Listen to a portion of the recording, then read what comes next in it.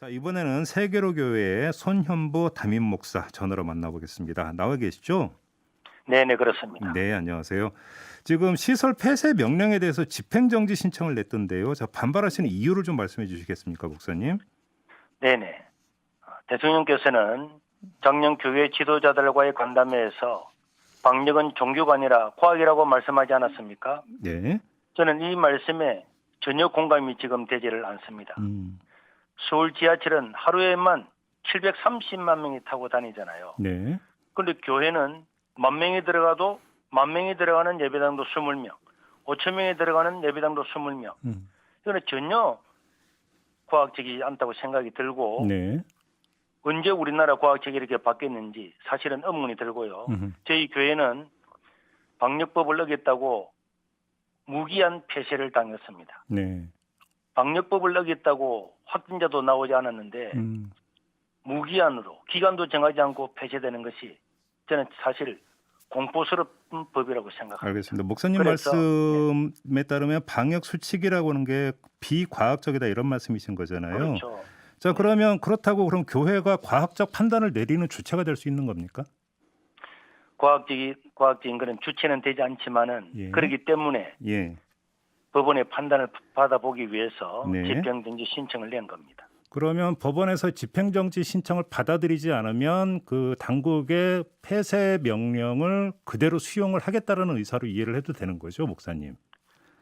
만약에 받아들이지 않는다면은 예. 그건 그때 가서 저희들이 새로운 계획을 가지고 하되 방역 수칙을 지키는 것은 철저히 어디서나 해야 되는 거죠. 그러니까요. 근데 네네. 좀 그 지금이라도 이제 그 정부에서 내놓은 방역 수칙 있지 않습니까? 이거를 좀 그 네네. 존중을 하면 안 될까요? 큰 틀에서 다시 한번 여쭤보겠습니다. 지금에서 정부에서 말하는 방역 수칙을 지키라고 만약에 말하면은 네. 저희 예배당은 약 6천 명이 들어가는데요. 거기에 20명만 예배 드리라고 하는 거 아닙니까? 네네. 그러면 20명은 사실은 예배를 보기 위해서 방송을 송출하는 인원 외에는 음. 인원만 해도 20명이 넘는단 말이에요. 다른 네네. 말로 하면은 예배를 드릴 수 있는 사람이 한 명도 없는 겁니다. 근데 꼭 그 스물- 대면 예배여야만 되는 거예요, 목사님? 대면 예배를 드리는 것은 이거는 기독교의 전통일 뿐만 아니라 네.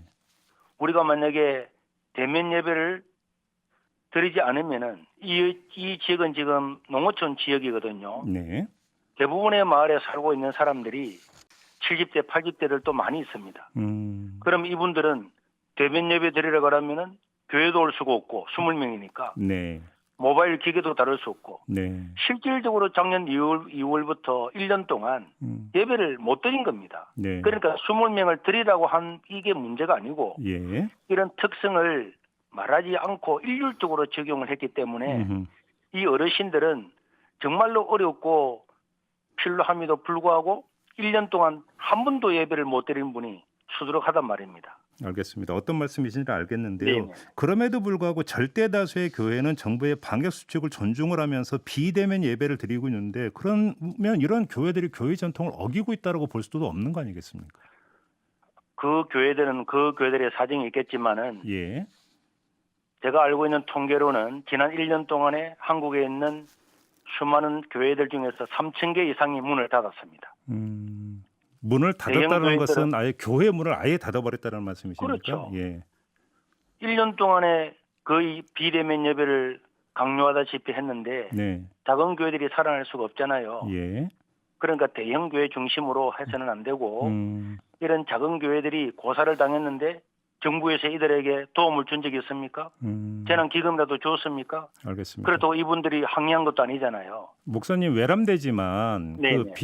대면 예배를 이제 그 고수를 하는 교회를 상대로 항상 나왔던 이야기 중에 하나가 헌금 때문 아니냐라는 이야기가 계속 나왔는데요. 어떤 말씀 주시겠습니까? 헌금요. 예. 그거는 헌금 때문에 이런 문제가 아니냐 하는 것은 네. 그야말로 네. 교회를 악의적으로 보는 거고 네. 당연히 교회도 운영을 하기 위해서는 헌금이 필요한 거고 이런 음. 헌금을 통해서 이웃을 돕고 이런 헌금을 통해서 선교사도 돕고 다 하는 겁니다. 네. 그러면은 학교의 선생님이 학생들을 가르치는데 돈 음. 때문에 하는 것 아니잖아요. 음. 돈을 받기도 하지만은 선생님이 돈 때문에 한다. 이런 식으로 오도를 하는 것은 옳지 않다고 생각합니다. 알겠습니다. 지금 목사님께서 실행위원장을 맡은 예배 회복을 위한 자유시민연대라는 단체 있지 않습니까? 네, 그럼 이 단체의 활동 목적은 대면 예배를 어떤 추진하는 것을 목적으로 하는 단체인가요? 그런 단체는 전혀 아니고요. 예. 이제 작은 교회들 중에서 예배를 드리다가 고발을 당했거나 이런 교회들에게 법률을 지원하는 변호사나 이런 분들의 모임이지. 예. 뭐 우리는 뭐 대면 예배를 뭐 주장하겠다든지 이런 거는 아니죠. 알겠습니다. 네네. 앞서 인터뷰에서 잠깐 나왔던 이야기인데 좀 사실관계를 확인을 할게요, 목사님. 그 네네. 세계로 교회하고 지난해 광복절 집회하고 연관성이 있다라는 주장도 나왔고, 죄송해요, 목사님하고 전광훈 목사가 또 친밀한 관계라는 거 이런 주장도 나온 것 같은데 어떤 말씀 주시겠습니까? 그런 거는 네. 너무 그런 우스운 이야기고요. 네.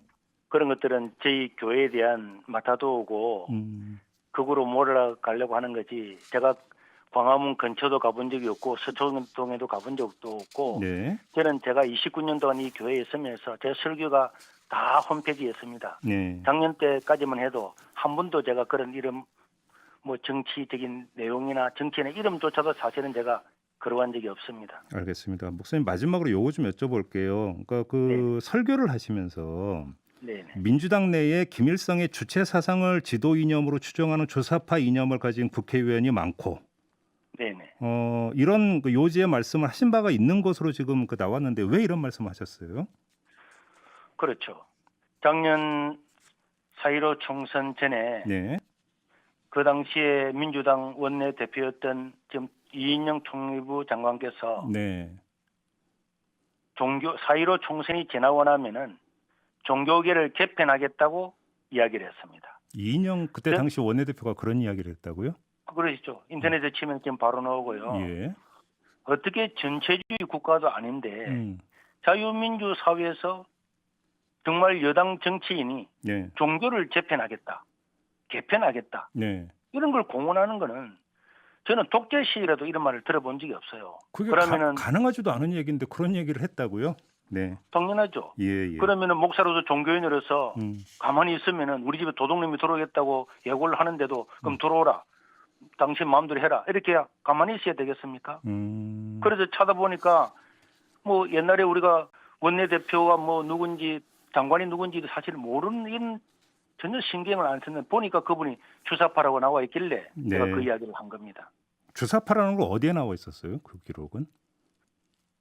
우리 사회자님께서 지금도 이게 끝나고 나면은 인터넷에 들어가 보십시오. 주사파 명단 이인영 하면 다 나오고 있습니다. 알겠습니다. 네.